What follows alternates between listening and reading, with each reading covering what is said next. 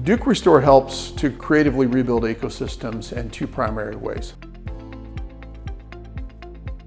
First, through conceptual advancements in the design of restored ecosystems. The second way is students gain real-world experience in what it's like to participate in an NGO conservation organization. Through Duke Restore, I was able to go out for a week with some scientists from the Nature Conservancy and do our field work, which was super awesome. In St. Croix, there's an endangered species of coral called elkhorn coral, or Acropora palmata. The Nature Conservancy has been doing some active restoration work in the area, growing coral in tables on land and then outplanting them into nurseries. Seeing the Nature Conservancy's coral nurseries on land and in the water is personally helpful for me, thinking about our end goal for this coral nursery. My role in the project, aside from kind of shadowing fieldwork and learning how to operate a drone, is to map overlapping areas to hopefully achieve a change detection analysis. Restoration, when it first comes to people's mind, they think it just has to do with ecology and replanting or releasing organisms into the environment. But in fact, it requires a very diverse set of disciplines coming together to solve a common problem.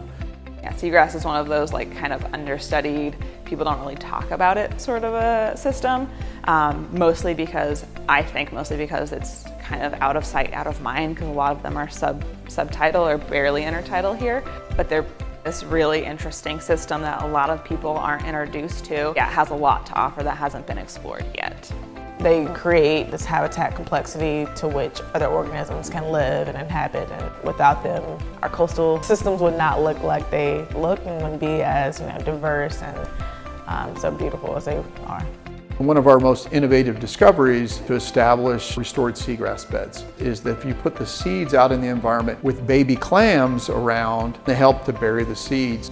We are hoping that that is one of the easiest ways to increase seagrass restoration.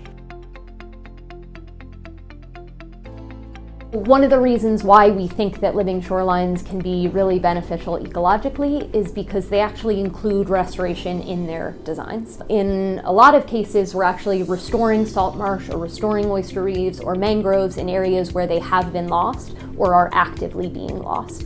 And so in that sense, living shorelines can be a great restoration and conservation strategy. So this living shoreline is a really nice demonstration site.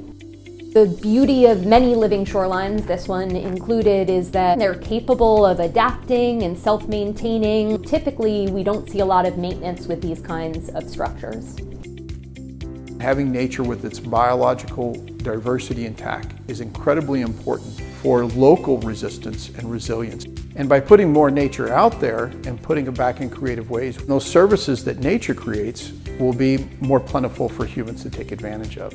So getting involved with local restoration efforts can go a long way in helping your community adapt and survive climate change impacts.